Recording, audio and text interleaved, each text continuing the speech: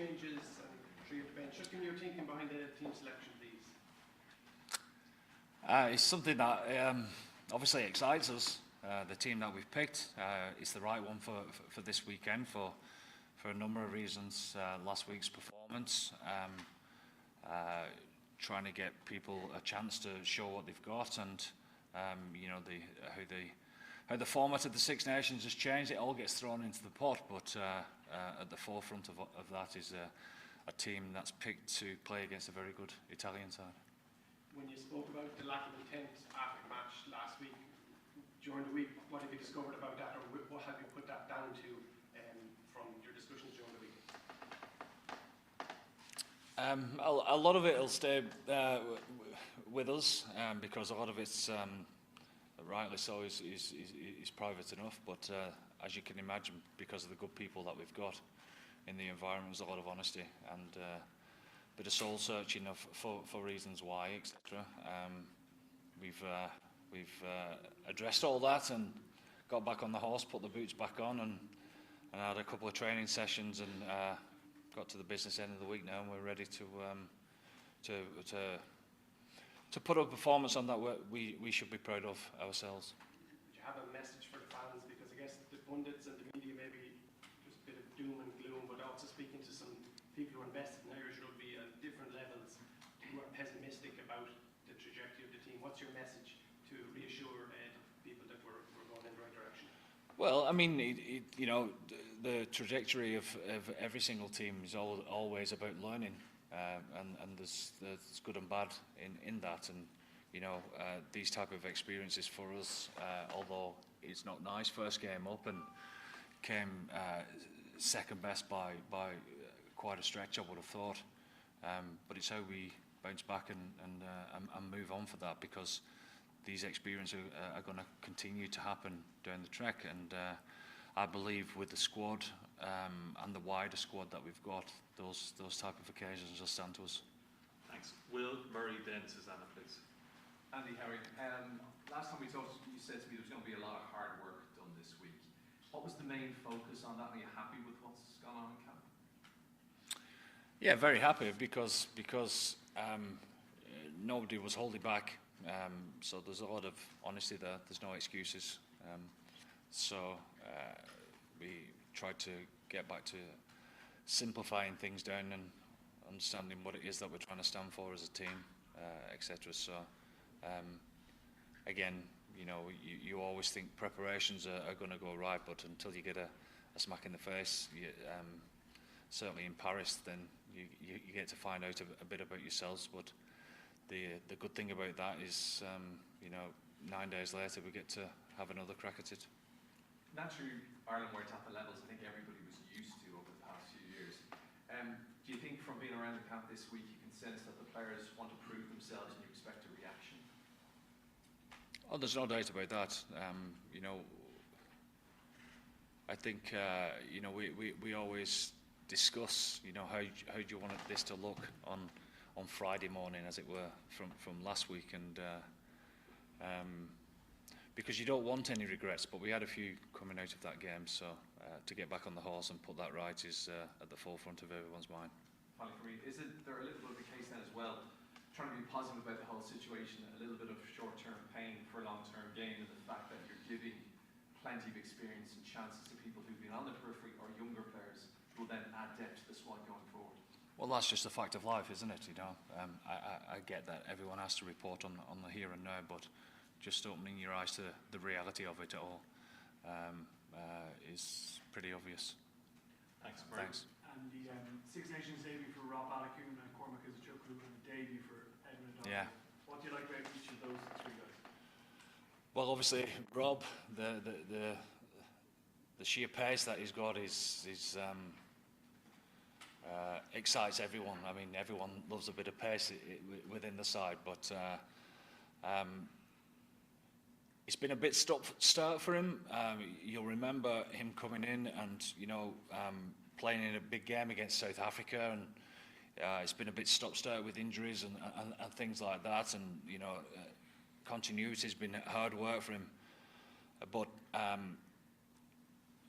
during that period from him coming in to start his international career to where he is now, he's learned a lot about himself, and his game has certainly come on. For example, he's a great defensive winger. He's got much better understanding of how to get himself into the game off his wing, and understands the game as far as that's concerned. He can break a tackle. He's not just quick. He can offload the ball. So things are getting better as far as that's concerned. He just needs an opportunity like this to try and do it on the big stage again. Edwin, I mean, what a story. I mean, if you look at the story, it's actually phenomenal. You know, to celebrate that with his family tonight is going to be a joy for all of us. So, I suppose everyone's talked about his potential, but again, I would like to reiterate that he's young as far as obviously this type of experience, big game experience, even at Munster, etc. So. It is potential at this moment in time, given those type of players. That type of opportunity is going to be what he needs to kick on with his game. You know, so we're excited about that. And Easy, a little bit like Rob, I suppose, not as severe, but you know, is someone that we've earmarked for quite some time now. He's been in and around camp, and you know, we've tried to give him game time, but it's been stop-start for him with injuries as well. And yeah, he's been back in camp now for a couple of weeks. For Edwin and Izzy, we thought last week was a little bit a step too far, but another 9 days under the belt, and they'll be ready to rip in against Italy. Thanks. Susanna, and then Marino. Hi, Andy. Hi.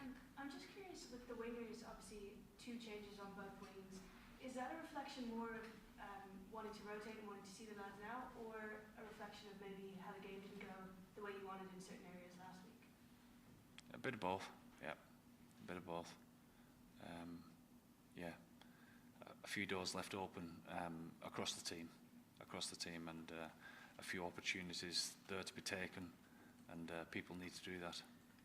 And just Michael Milne as well, he's obviously dropped from the 23 this week, and Tom O'Toole is in maybe to cover that side. What was the thinking there? We feel that Tom's played really well this year.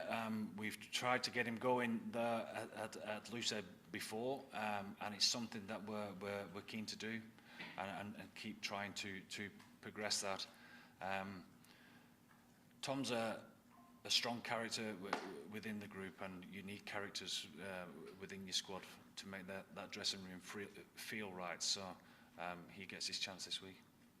And John Fogarty spoke the other day about maybe as coaches not getting the balance right between the technical side and maybe the emotional side ahead of that Paris game.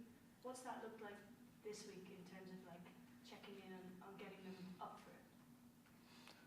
Well, making sure that we bank all the work that we've done so far, and making sure that the technical side still stays at the forefront, but making sure that we get the balance right across the board, because yeah, the game, no matter how much you try to shape it, it's a confrontational game, and our intent within our game wasn't where it needed to be last week to win a high-profile match like that. Thanks. Marino from Sky 10.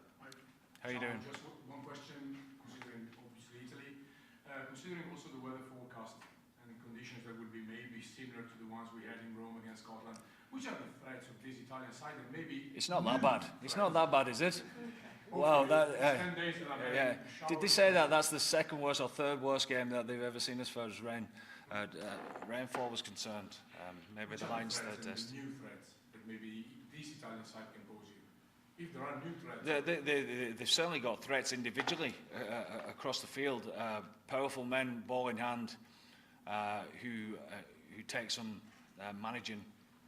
But I think the real threat is the collective as a team.